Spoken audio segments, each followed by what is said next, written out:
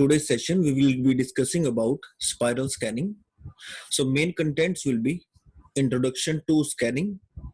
Second, what is spiral scanning in radar? And third will be the applications of spiral scanning in radar. So in the last session I discussed about scanning.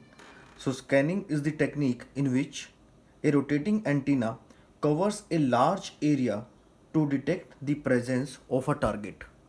And depending upon the application, there are different types of scanning. One is horizontal scanning, vertical scanning, spiral, palmar, raster, noding scanning, and helical scanning. So we have already discussed about horizontal and vertical scanning in our last lecture. So in this lecture, we will be discussing about spiral scanning. So in spiral scanning, the radar beam axis will vary in such a way that it will form a spiral. For example, we have a radar system like this. Okay, this is a radar and this is the axis of that radar. So and let us say this is a lobe. So this is lobe axis. It can be any lobe. So lobe axis will vary like this. After one rotation, it will increase its angle like this. This is the first rotation, this is the second rotation, and after this it will again increase its angle and will complete one revolution. So after this specified maximum angle, the beam will return to its initial position and it will again start revolving around the axis of this radar by increasing this beam axis. So this is the basics about spiral scanning. So we can define it as that here axis of the radar beam varies its angle with respect to boresight axis either sawtooth manner or in a sinusoidal manner. So starting from the center, the beam spiral outwards until it reaches a maximum desired angle and then rotate back to the center. Now let us understand spiral scanning in more detail. For example, we have a radar like this and this is the boresight axis of this radar. Let us say this is the initial beam position and this is the initial axis. This is radar beam and it is beam axis. And let us say this is theta 1 is the angle between radar boresight and this beam axis. So this radar will start scanning like this.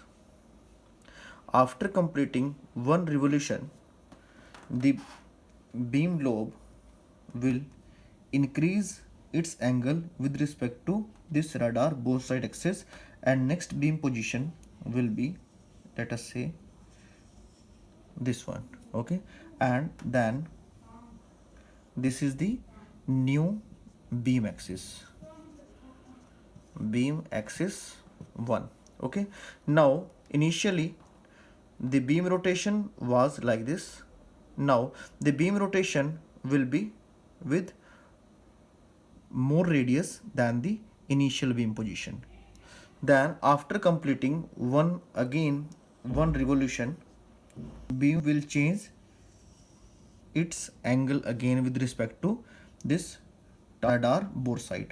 So let us say the third angle is theta 3 and now the rotation will be like this and this radius will keeps on increasing until a maximum angle, let us say that this one theta m is reached.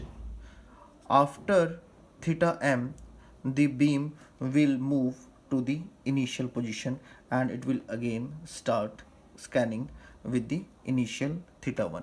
So this is how spiral scanning scan a particular area to detect the presence of any target.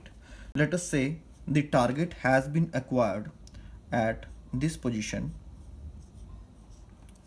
So this radar antenna will switch to conical scan and it will keep on scanning in this area only. And if the target is lost, then again this will switch to spiral scanning. So let me summarize it again. So after completing one full rotation, the angle between the beam axis and this fixed bore sight axis will increase, and starting from the center the beam spiral outwards until it reaches a maximum position, maximum desired angle, and then rotates back to the center. So scan rate in this is measured in hertz,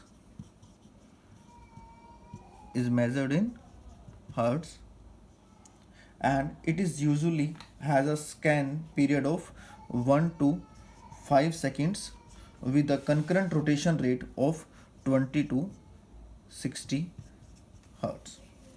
So if we discuss about the applications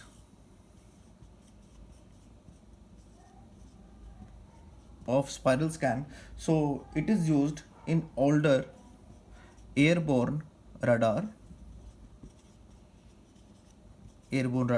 for target acquisition, and it is used in fire control